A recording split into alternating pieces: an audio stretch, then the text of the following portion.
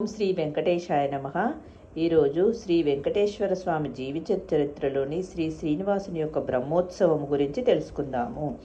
శ్రీనివాసుడు తొండమానుడు కట్టించిన ఆలయం ప్రవేశము గావించిన తర్వాత బ్రహ్మదేవుడు స్వయముగా ఆలయం లోపల 2 అఖండ జ్యోతులను వెలిగించి, ఈ అఖండ జ్యోతులు కలియుగాంతం వరకు వెలుగుచుండుగాక అని ప్రమాణం చేసి శ్రీనివాసుని చూసి, పరమాత్మ, నీకు ఉత్సవము జరిపించవలెనని నాకు ఒక కోరిక కలదు అని చెప్పెను.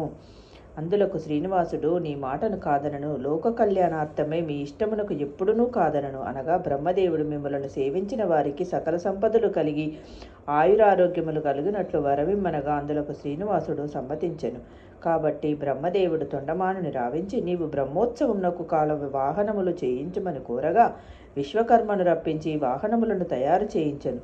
ధ్వజారోహణము, ముత్యపు పందిరి, సర్వభూపాలము, హంసవాహనము, సింహవాహనము, గరుడవాహనము, గజవాహనము, సూర్యప్రభ, చంద్రప్రభ, కల్పవృక్ష వాహనము, హనుమంత వాహనము, అశ్వవాహనము రథమును చేయించి బ్రహ్మదేవునిచే తిరువీధుల యందు ఉత్సవమును జరిపించెను.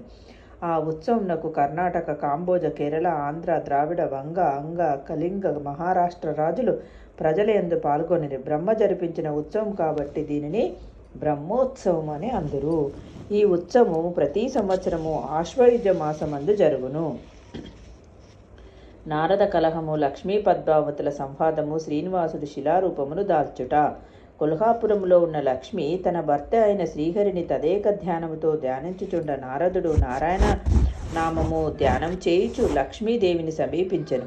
నారదుని రాక లక్ష్మీదేవి గమనించి, కుశలమా నారదా అని అడిగి, నా భర్త మరల ఏదైనా ఇడుముల పాలాయనా అని కడుదీపములుగా పలక నారదుడి ఆశ్చర్యం వెలుగుంచెను. నేనేమని తెలుపుదును తల్లి, నీ భర్త పరంధాముడు. నీకు తెలపక నీ ఉండగా పద్మావతిని వివాహమాడి శేషాద్రిలో ఆనందముగా కాలము గడుపుచున్నాడనగా, లక్ష్మీదేవి మనస్సు ఉండలేక, నారదా, నేనుండగా మరొకరిని వివాహమాడుటయా అని ఉద్రేకంతో శేషాచలమునకు బయలుదేరెను.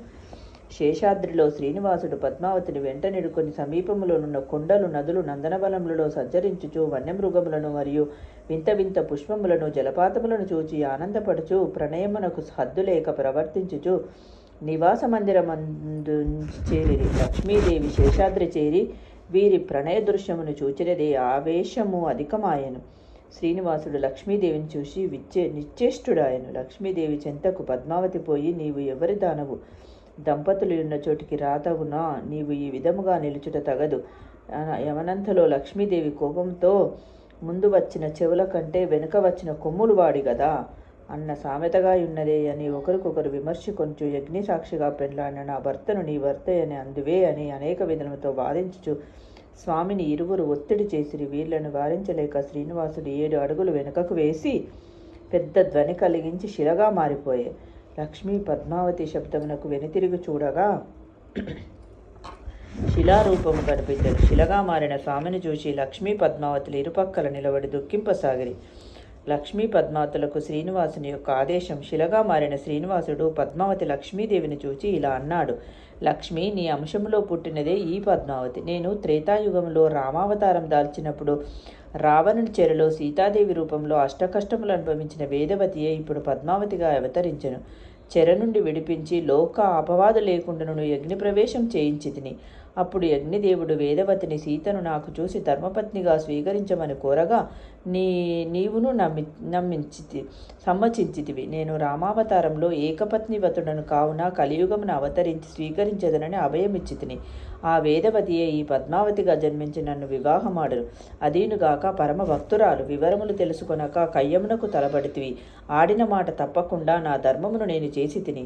ఇందు ఎవరి తప్పులేదు అని పలికెను. లక్ష్మీదేవి దివ్య దృష్టితో సర్వమును తెలుసుకొని స్వామివారిని క్షమింపమని ప్రార్థించి పద్మావతిని కౌగిలించుకొని, చెల్లి, తెలియక అసూయతో నిన్ను ఏమేమో దూషించి తిని, ఇవి అన్నీ మరచిపోము అని బుజ్జగింపి పద్మావతి లక్ష్మీదేవిని కౌగలించుకొనెను. లక్ష్మీ పద్మావతులు శ్రీనివాసుని పక్షంలో చేరుట గురించి రేపటి వీడియోలో తెలుసుకుందాం. ఓం శ్రీ వెంకటేశాయ నమః.